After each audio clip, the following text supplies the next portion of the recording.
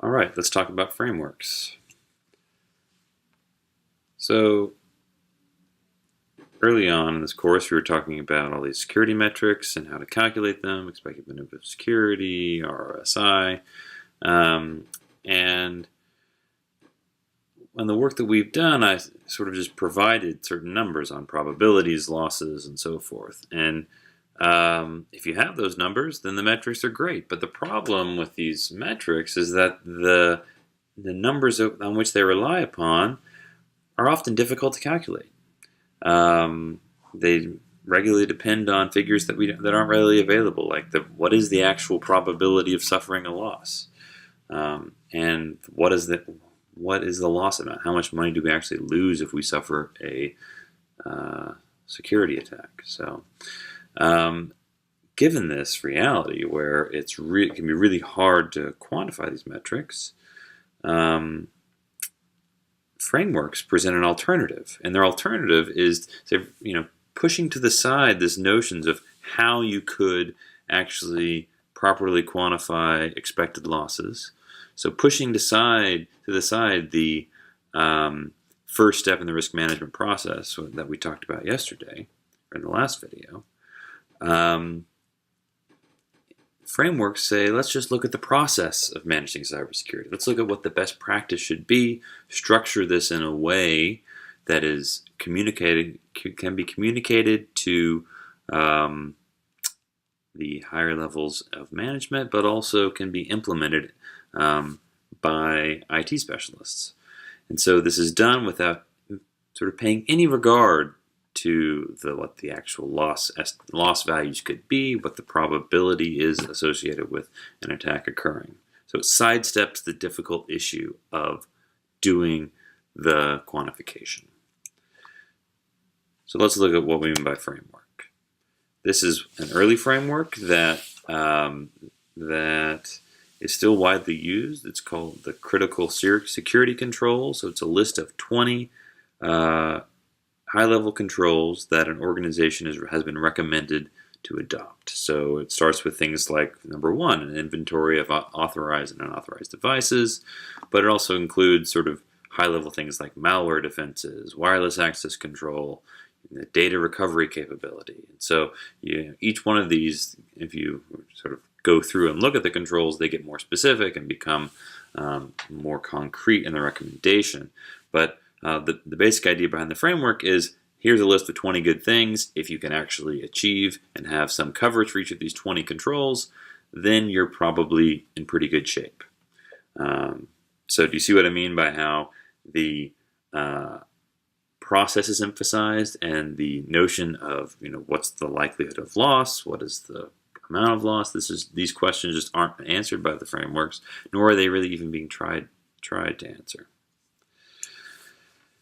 So from the early frameworks like the critical controls, there has emerged a standardization effort led by NIST called the Cybersecurity Framework, which takes many of the components of these other frameworks like NIST and COBIT and ISO standards and creates sort of one framework to rule them all, which guides security investment. So it has three components. One is a framework core, which are all the common activities and outcomes. It has different implementation tiers with implementing the core.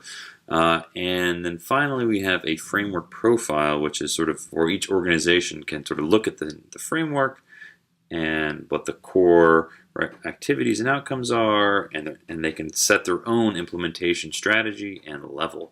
And then that itself is called a profile. So what does this stuff look like? So this is the framework core itself. It's organized around 5 functions.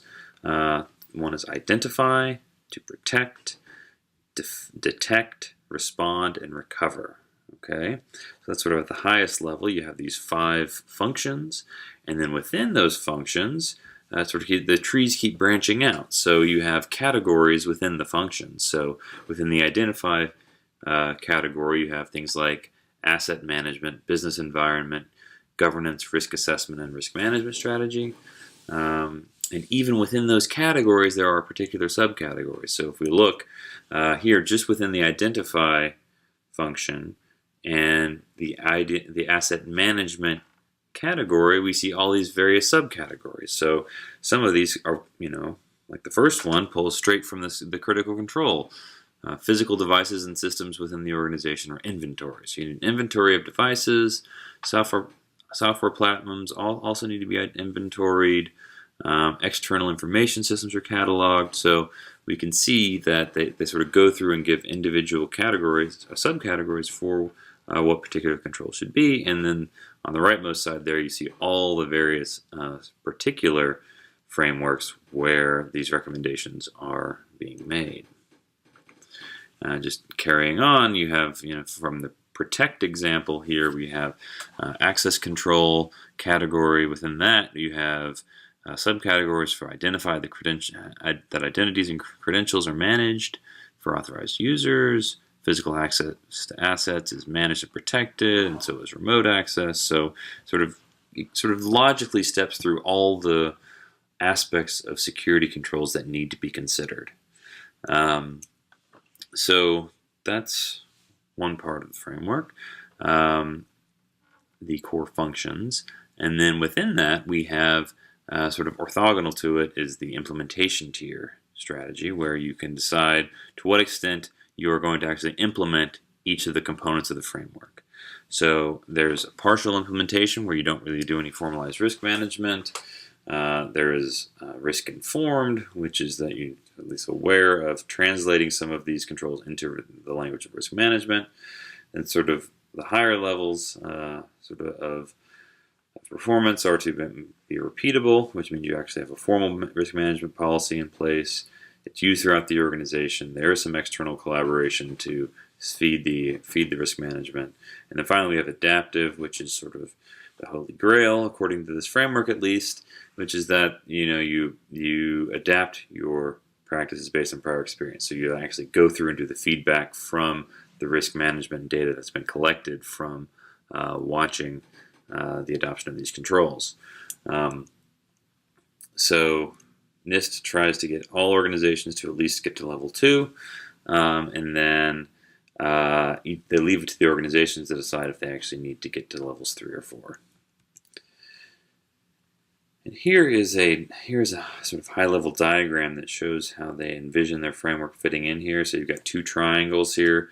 On the blue triangle is sort of the high-level executive board-level communication, where executives set out the overall risk for their organization, what their priorities are, what their risk appetites are. They set their budgets, and then they sort of will implement this down using the framework at the business process level.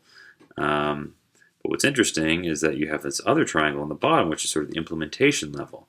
And the one point of intersection is this business process level. So there's this common language at this point to where the business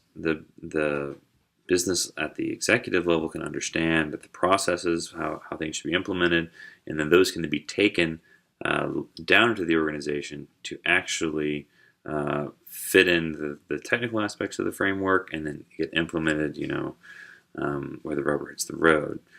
So that's the hope for this framework, is that it will provide a way to sort of have a common language and strategy for the IT staff that actually implements the policies, and the board, which may not know much about the details of security, but do have a good awareness on how to manage risk at a general level.